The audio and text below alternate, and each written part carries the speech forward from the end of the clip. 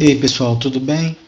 Estamos aqui mais uma vez reunidos para conversar um pouco sobre os assuntos pertinentes à disciplina MED 113, a Saúde, Sociedade e Ambiente 1.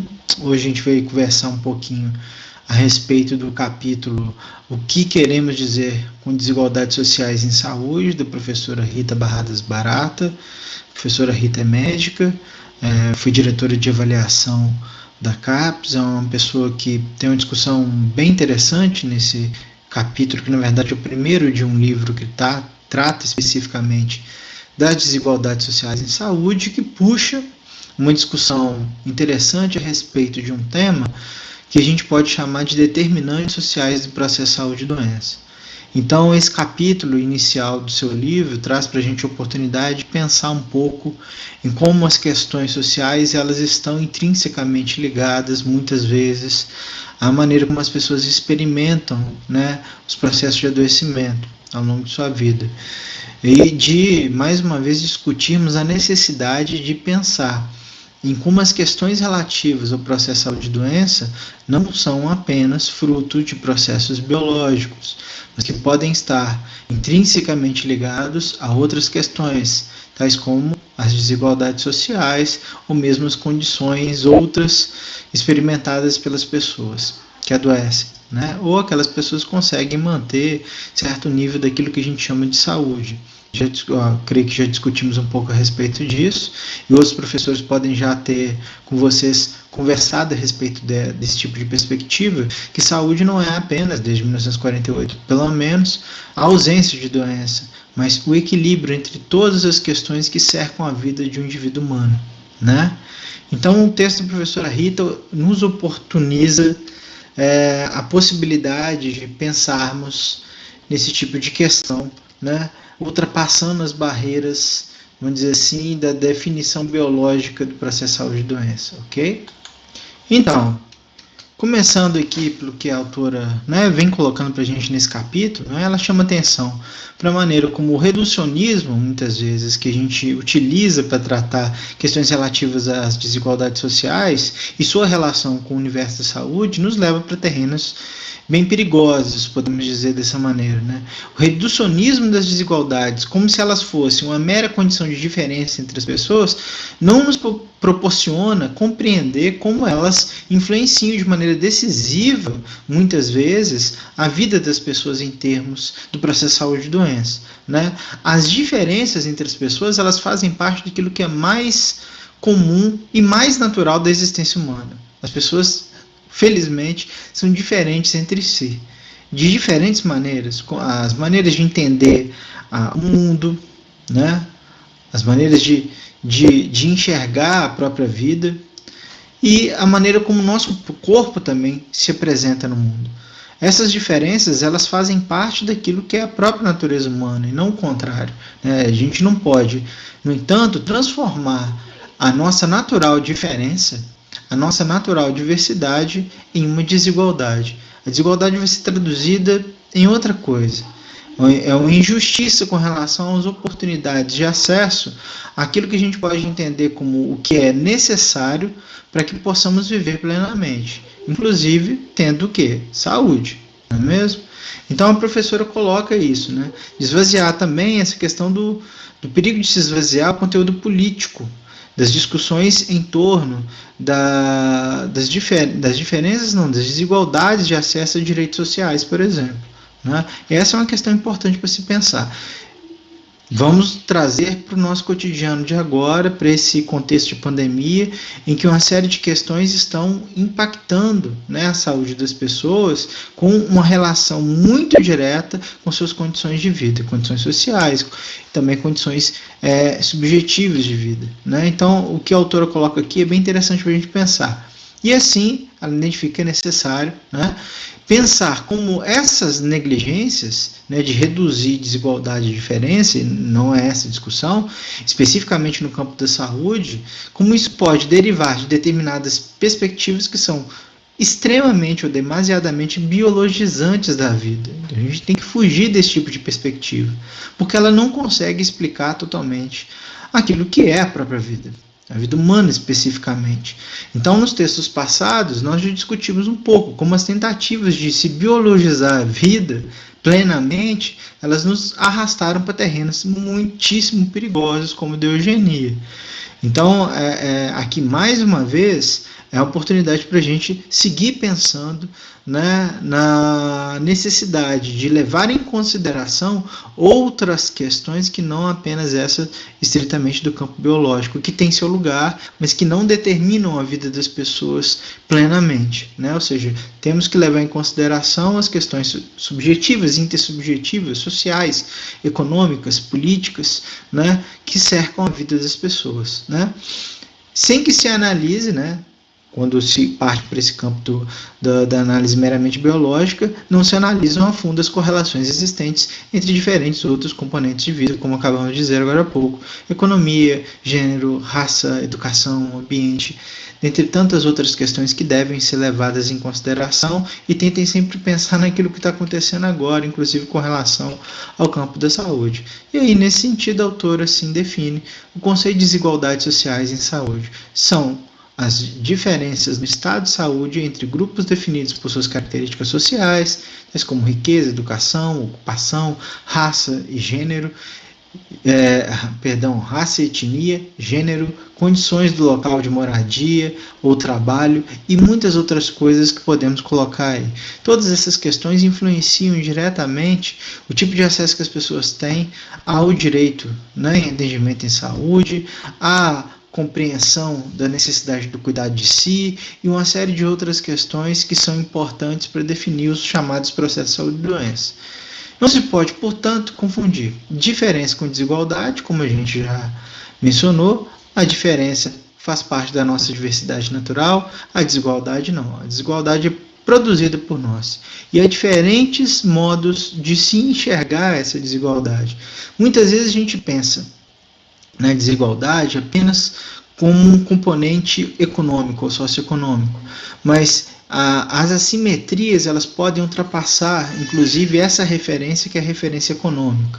Né? A gente tem assimetrias de poder que não são apenas essas definidas pelo poder financeiro, mas outras que são definidas por questões que não necessariamente dependem das condições financeiras, mas que podem também ter alguma relação com elas. Ou a gente pode, né, pontuar que são questões relativas à oportunidade de se manter sadio, pensando especificamente no universo da saúde.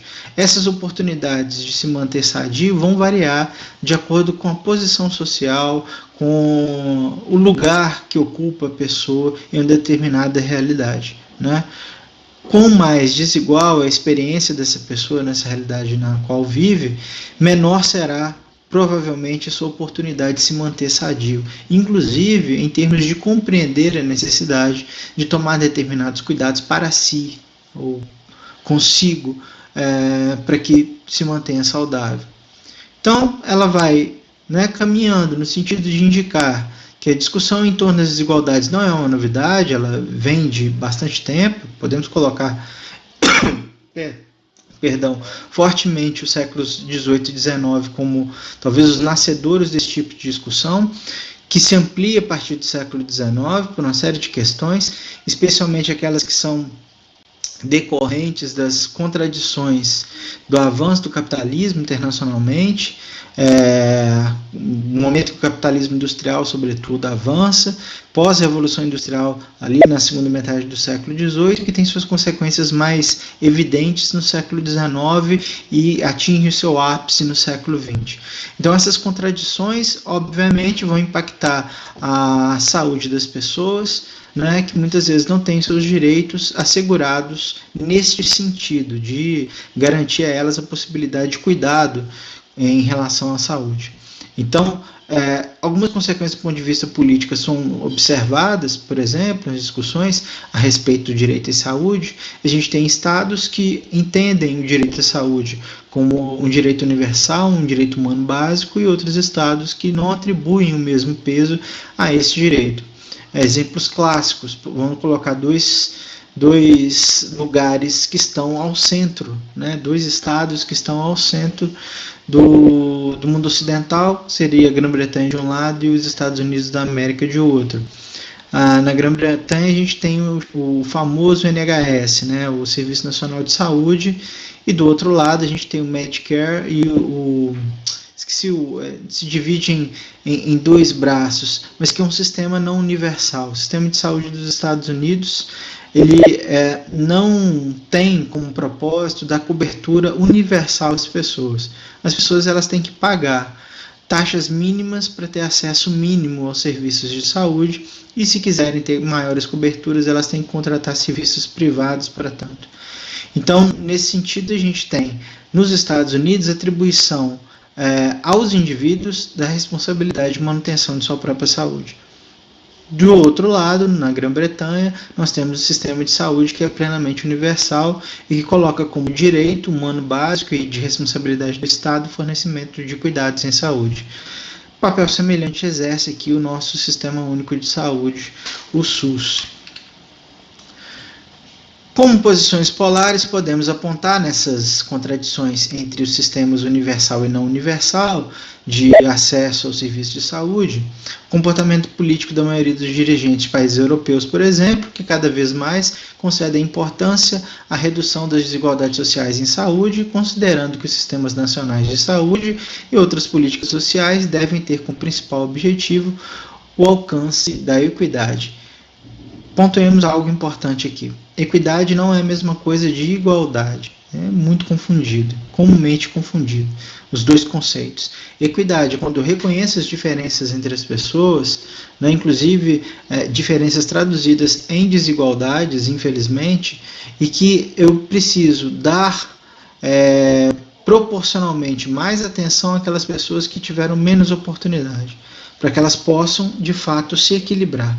Né? Elas nunca vão ser iguais, talvez, mas há de se promover ações que equilibrem o jogo entre essas duas pessoas ou dois grupos populacionais. Eu preciso dar mais atenção a quem precisa de mais atenção, né? Quem teve menos oportunidades. Então, essa discussão sobre equidade em saúde é bastante forte na Europa, de maneira geral, e talvez tenhamos ali no sistema de saúde pública da Grã-Bretanha, um dos melhores exemplos, né, no NHS, que é o Serviço Nacional de Saúde lá da Grã-Bretanha. Então, devem ter visto nos noticiários essa imagem, né, que traduz a campanha agora do NHS com relação ao coronavírus. Nem tudo é perfeito. A Grã-Bretanha, por decisões políticas, demorou muito para reagir à pandemia, né, e está sofrendo com isso agora.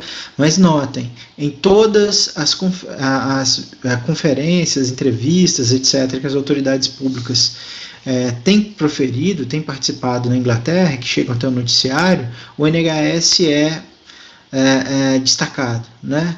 Tanto que aí nessa imagem está escrito Protect the NHS, né? Proteja o sistema público de saúde. Cuide do sistema público de saúde ficando em casa. Então, o ficar em casa também, né? O afastamento social, a quarentena, que é tão discutida hoje, tão fortemente, às vezes violentamente discutida, é algo para a gente pensar em como questões sociais influenciam diretamente as questões relativas à saúde. Pessoas que precisam trabalhar, setores que precisam produzir, etc., etc., mas que tem que se haver com a necessidade das pessoas preservarem a própria vida, né? E uma das maneiras de se preservar a própria vida é, inclusive, preservando os sistemas públicos de saúde. Então, esse apelo do NHS, na verdade, do governo britânico, diz muito com relação a isso, né? E para pontuar outra coisa, o sistema de saúde público eu ia falar Inglaterra de novo, na Grã-Bretanha, é um orgulho nacional. É um orgulho britânico, o NHS, né? Ele tem 72 anos, esse sistema, e é um dos pontos de inspiração para a criação do SUS no Brasil, inclusive. De outro lado, né, os governos norte-americanos não consideram que esta seja uma questão relevante para o Estado. Mais uma vez podemos pensar no exemplo do agora, né? O sistema público de saúde não existe nos termos do NHS nos Estados Unidos. Isso tem causado uma série de problemas para as pessoas que têm, infelizmente, contraído a Covid-19, o coronavírus, o novo coronavírus, né? Tem chegado sempre no noticiário imagens do colapso do sistema de saúde da cidade de Nova York, por exemplo, ou do próprio estado de Nova York, né? Que são bem significativos. Outros dados também têm sido destacados, como o número de pessoas mais pobres, negras, latinas, né? Estão em número muito maior entre os mortos do que os outros, ou seja, as pessoas que não têm recursos financeiros abundantes para correr até o sistema de saúde vigente naquele lugar. Na perspectiva daquele estado, o direito à saúde é algo intrinsecamente relacionado às capacidades individuais, estilo de comportamento e possibilidade de pagar os serviços apropriados. Não há um sistema 100% público, universal. Há um debate sobre a cobertura mínima custeada pelo Estado, por exemplo, a partir dos dois braços que tem intervenção de recursos estatais e que foram aumentados a partir de 2010 com o chamado Obamacare, né?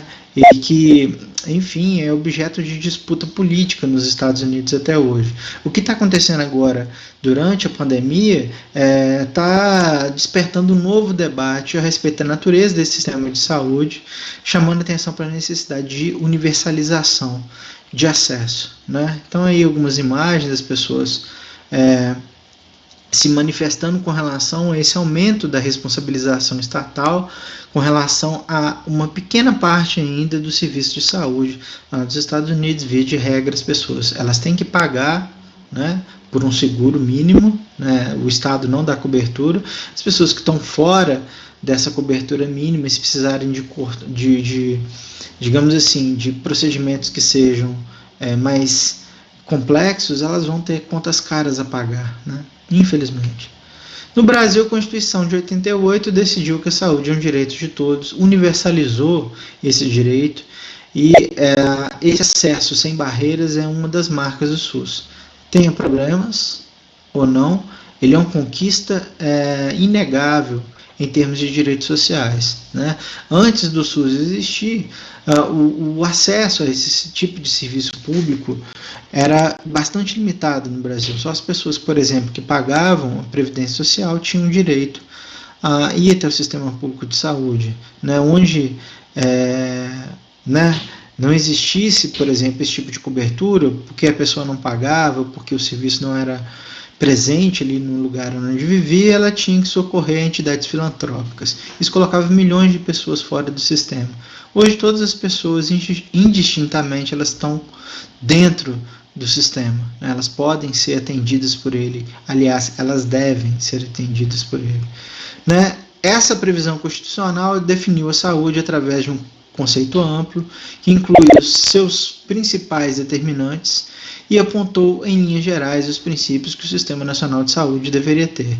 Universalidade, integralidade e equidade são o tripé sustentador do nosso Sistema Único de Saúde. Ele é universal, portanto ele é aberto a todas as pessoas, indistintamente, sem barreiras. A integralidade diz respeito à atenção integral à vida das pessoas e todos os determinantes que podem, de fato, afetar a manutenção da sua saúde, né, da sua plenitude nesse sentido. E a equidade de dar mais atenção àqueles grupos populacionais que precisam de mais atenção em detrimento de outros que tiveram mais oportunidades. Com o desenvolvimento, inclusive, de políticas de saúde integral relacionadas a grupos populacionais específicos, tais como população LGBT, população negra, indígena, mulheres. Né? De mulheres dos anos 80, a mais antiga política de saúde integral, prevendo um tratamento equânime para um grupo populacional. Então, são discussões importantes que o SUS faz, assim como outros serviços de saúde espalhados pelo mundo, né? A universalidade é uma das questões centrais no debate de hoje, né? Aí a gente tem o nosso SUS, que deve ser preservado, devemos lutar por ele. As discussões em torno da temática surgiram do acirramento das desigualdades, como eu já falei, especialmente por conta dos efeitos da Revolução Industrial e da internacionalização do capitalismo, das mudanças tecnológicas bruscas, que muitas vezes fazem com que os benefícios dessas mudanças demorem a chegar ou os encareça demasiadamente. Há uma contradição entre os valores de igualdade, fraternidade e liberdade desde a Revolução Francesa e os efeitos, né, das transformações socioeconômicas que ocorreram no mundo ocidental, especificamente, que se espalham por outros cantos desse mundo ao longo do tempo e que alcançam muitas vezes níveis que dificultam, de fato, de uma maneira muito violenta, a manutenção de uma boa saúde por parte das pessoas, porque afeta o meio ambiente, porque afeta diretamente a estrutura social, enfim, de todas as maneiras que possamos imaginar. Em todas as sociedades, as situações de risco, né, os comportamentos relacionados à saúde, o estado de saúde físico e mental tendem a variar entre os grupos que a compõem. Entender essas variações e as razões dessas variações é algo muito importante para conseguir compreender a dinâmica dos processos de saúde e doença e mesmo de como determinadas medidas podem ser orientadas, criadas, implementadas para que esses problemas sejam efetivamente combatidos, solucionados. Há um perigo de sempre haver uma simplificação no entendimento desses processos, né? Por exemplo, culpando os indivíduos por sua própria saúde, individualizando processos que podem ser um reflexo de contextos sociais mais amplos, né? E quando se negligencia tal fato, nós nos arrastamos para terrenos que são muito perigosos para a vida das pessoas, né? Porque colocamos de fato a vida delas em risco. Essas explicações se fragilizam na pertinência da desigualdade de saúde em países, por exemplo, que têm bons sistemas de saúde ou que têm PIBs altos. A gente tem que levar em consideração que pode sempre haver a presença de assimetrias sociais, mesmo em paisagens que teoricamente são todas bonitas, bem arrumadinhas e sem problemas. Diferença entre países com grau de desenvolvimento do atendimento médico, por exemplo, são chave para entender isso. A gente tem lugares que têm uma economia estável, etc., mas que muitas vezes há desigualdades persistentes, inclusive no acesso à saúde, né? Doença como causa da posição desfavorecida dos indivíduos deve ser algo pensado, né? E não o contrário. A doença, muitas vezes, ela vai ser determinada pelo contexto social e não é o indivíduo que determina o seu processo de adoecimento sozinho. Então, por exemplo, reduzir absolutamente ao estilo de vida ou ao próprio indivíduo toda a razão de ser dos processos de adoecimento vai nos empurrar para outros terrenos perigosos, para entender esse processo. Os limites dessa responsabilização do indivíduo também devem ser, portanto, pensados, né? Estudos epidemiológicos, por exemplo, como indica a professora Rita, indicam que fatores de risco não explicam mais do que 25% dos problemas crônicos de saúde. Portanto, a gente tem que buscar outras fontes para eles. 25% é bem pouco, se a gente for parar para pensar. Mesmo que o estilo de vida seja importante individualmente, dificilmente ele seria capaz de explicar, por exemplo, as desigualdades em saúde. Não são as pessoas que escolhem, por exemplo, ser pobre, né? São as pessoas que escolhem atos discriminatórios para si, por conta de sua orientação sexual, por exemplo, ou por conta de qualquer outra questão que diga respeito ao seu modo de ser e estar no mundo. Então, essa é uma questão importante para se pensar. Então, de outro lado, temos que correr rapidamente, fugir ou combater explicações de fundo genético para as desigualdades, porque elas vão nos aproximar perigosamente do terror do passado em relação à eugenia, por exemplo, né, de teorias que determinavam biologicamente o que as pessoas seriam, se elas seriam doentes ou não, se seriam inteligentes ou não, capazes ou não, para determinadas questões. Então a professora Rita nem se detém muito nesse ponto, porque é uma questão de fato indiscutível, né, e que a gente deve sempre tratar com bastante atenção.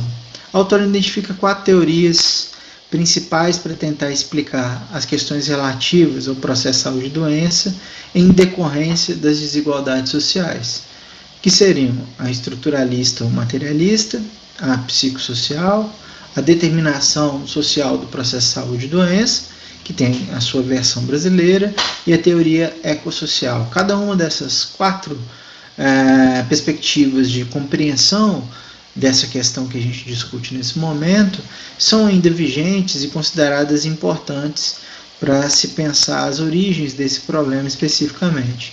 A teoria estruturalista ou materialista está mais interessada, né, em entender como as desigualdades socioeconômicas produzem doença, né, como as interpretações elas têm que se focar mais nas assimetrias de classe ou nas assimetrias econômicas para conseguir entender as razões de ser das desigualdades sociais em saúde. Então, por exemplo, a falta de dinheiro das pessoas para conseguir pagar planos de saúde onde não exista saúde pública, onde a saúde pública, por exemplo, seja escassa, seja deficiente, né? Então, um dos pontos destacados do texto dela diz que a falta ou insuficiência de recursos materiais para entender de modo adequado os estressores ao longo da vida acabam por produzir a doença e diminuir a saúde, por exemplo.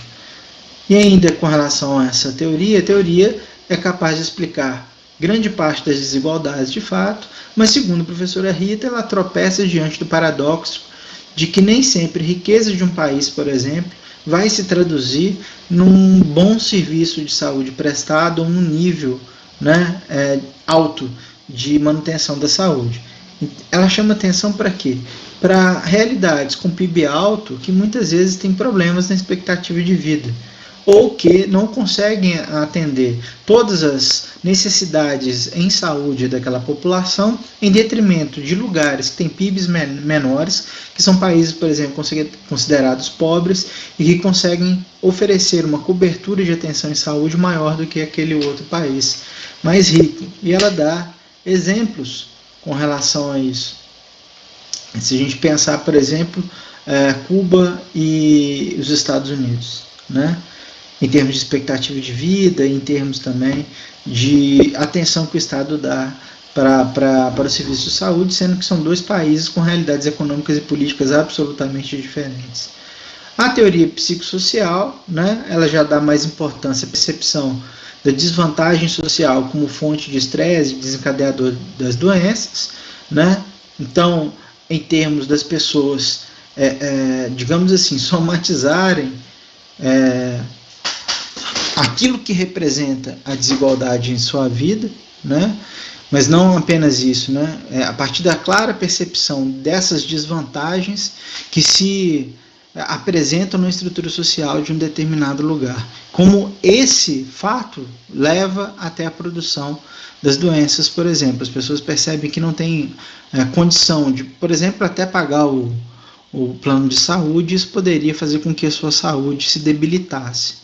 Nos países e grupos sociais em que as necessidades básicas estão atendidas, as diferenças relativas na posse de bens e nas posições de prestígio e poder, essa outra questão discutida por essa teoria, passam a ser mais relevantes para a produção e distribuição das doenças do que simplesmente o nível de riqueza material. Aí é outra condição, que as pessoas têm a mesma grana, por exemplo, mas têm desigualdade de acesso a outras questões da vida.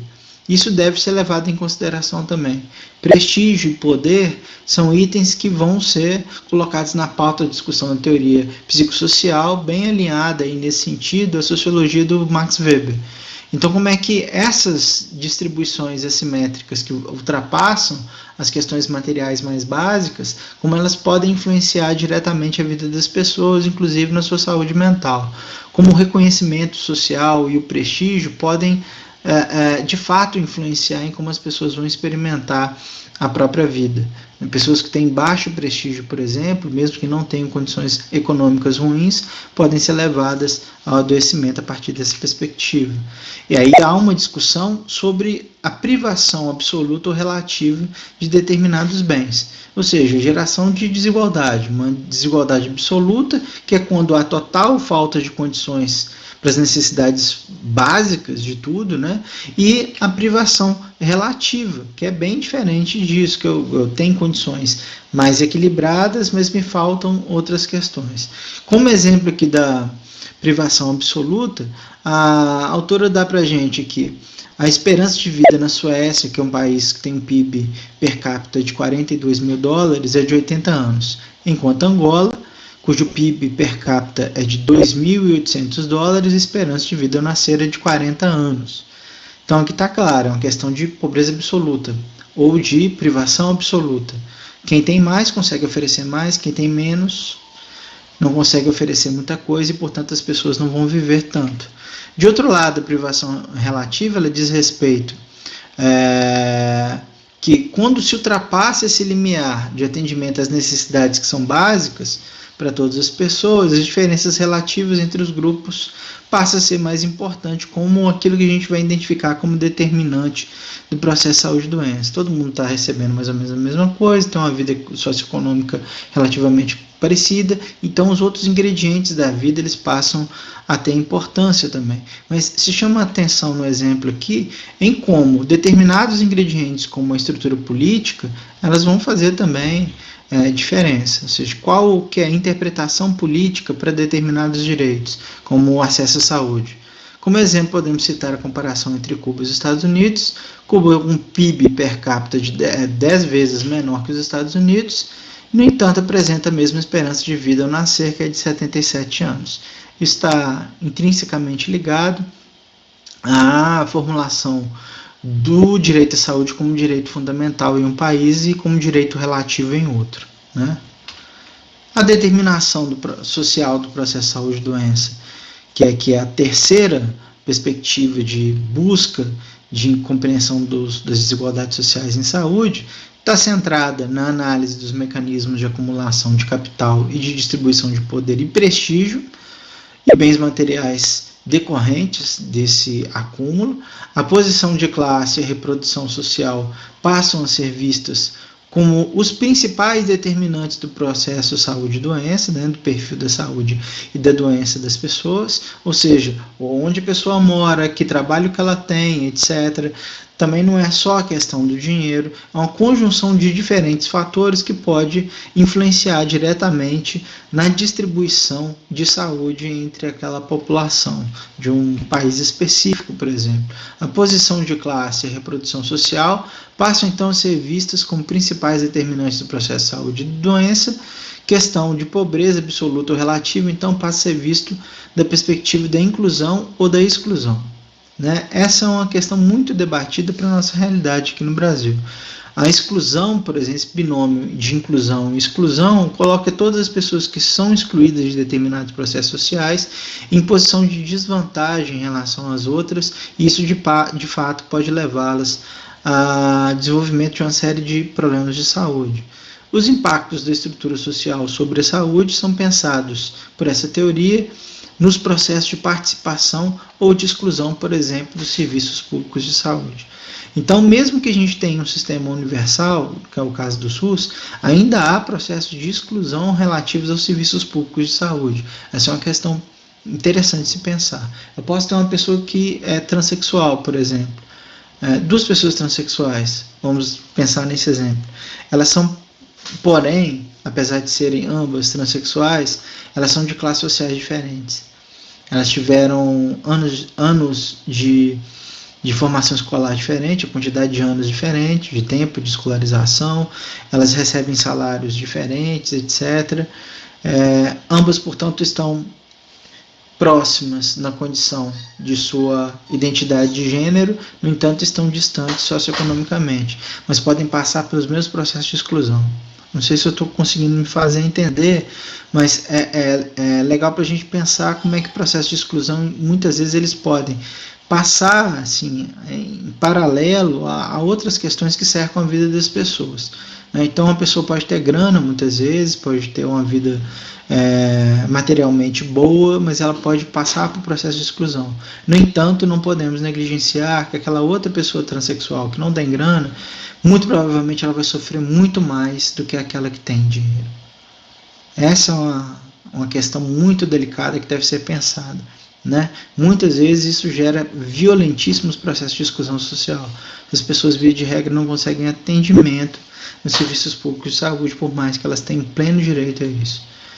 Então a gente tem uma versão também, a versão brasileira da determinação do processo saúde e doença, determinação social, e essa versão brasileira dá mais ênfase explicativa ao modo de vida das pessoas, considerando que nele estão englobados ali tanto aspectos materiais quanto aspectos simbólicos, como acabamos de discutir agora há pouco, quanto que refletem as características sociais da produção, distribuição e consumo de todas as coisas, as quais cada grupo social está relacionado através do seu modo de vida.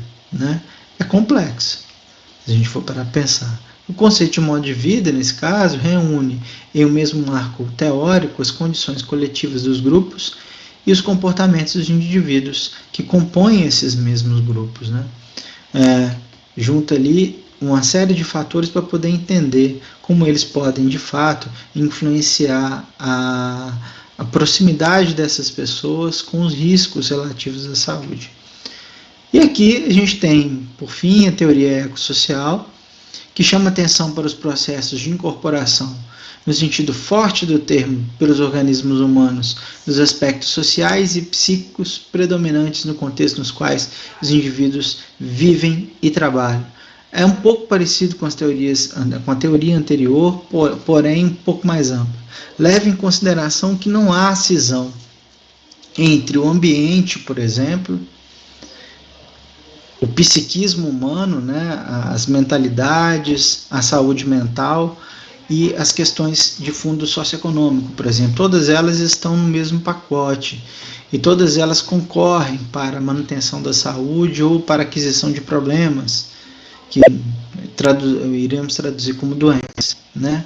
Ou seja, para se entender esses processos, a gente deve levar em consideração todos esses aspectos. O lugar em que as pessoas vivem, o que elas comem, como elas trabalham, o significado do trabalho, o seu grau de satisfação com a própria vida. Né? Tudo isso deve ser levado em consideração para se compreender o processo saúde e doença, no caso dessa teoria. E a teoria, junto com a teoria do modo de vida que está incorporada ali na versão brasileira do processo social da aquisição das doenças, representa um esforço de articular as três teorias anteriores, né, estruturalista, psicossocial e determinação social, não apenas a versão brasileira, considerando os padrões de saúde, de doença, como as consequências biológicas dos modos de vida e trabalho próprios de cada grupo social, determinados pela organização econômica e pelas propriedades políticas da sociedade, eu colocaria mais as propriedades também simbólicas da sociedade. E aí a autora fecha o texto dela com algumas considerações que são bastante pertinentes, bem importantes. E ela diz lá, compreender as desigualdades sociais, portanto, vai muito além da simplificação habitual presente nas dicotomias, doenças de pobre, doenças sociais versus doenças biológicas. Não existe isso. Né? Essas dicotomias, elas são fruto de antigas simplificações que não fazem sentido. Toda e qualquer doença e sua distribuição populacional são produtos da organização social, não tendo sentido falar, portanto, em doenças sociais e doenças não sociais. Todas as doenças sociais. Todas elas. Se a gente for parar para pensar hoje em determinantes sociais com relação ao coronavírus, as populações mais pobres elas estão muito mais expostas. Né? Então, em lugares com menor cobertura de serviço público de saúde, com menores oportunidades de emprego e renda, de trabalho e renda, né, as pessoas estão mais expostas. Portanto, a gente tem que reconhecer esse tipo de risco quando, por exemplo, tenta ali desenhar quais serão as ações para tentar preservar a vida dessas pessoas. As desigualdades no estado de saúde estão, de modo geral, fortemente atreladas à organização social e tendem a refletir o grau de iniquidade existente em cada sociedade. O acesso e a utilização de serviços refletem também essas diferenças, mas podem assumir feições diversas, dependendo da forma de organização dos sistemas de saúde, especificamente. E, por fim, a equidade na oferta dos serviços de saúde implica a ausência de diferenças para as necessidades de saúde iguais, equidade horizontal e a provisão de serviços prioritariamente para grupos com maiores necessidades, que é a equidade vertical. Então essa é uma discussão, inclusive, muito forte no SUS aqui no Brasil, a necessidade de fato garantir às pessoas direitos em relação ao acesso, né? Um acesso amplo às suas necessidades específicas que infelizmente são decorrentes de processos de desigualdade, ok? Então esses são recados importantes que a autora deixa no texto dela para a gente pensar. Então chegamos ao fim da aula bastante longa aí, 40 minutos, então peço que vocês deem uma sinalização que acharam dessa discussão de hoje, para que a gente possa conversar um pouco mais, né, sobre o que vocês conseguiram entender a partir das discussões proporcionadas pela professora Rita Barradas Barata. Um grande abraço para todo mundo e se cuidem.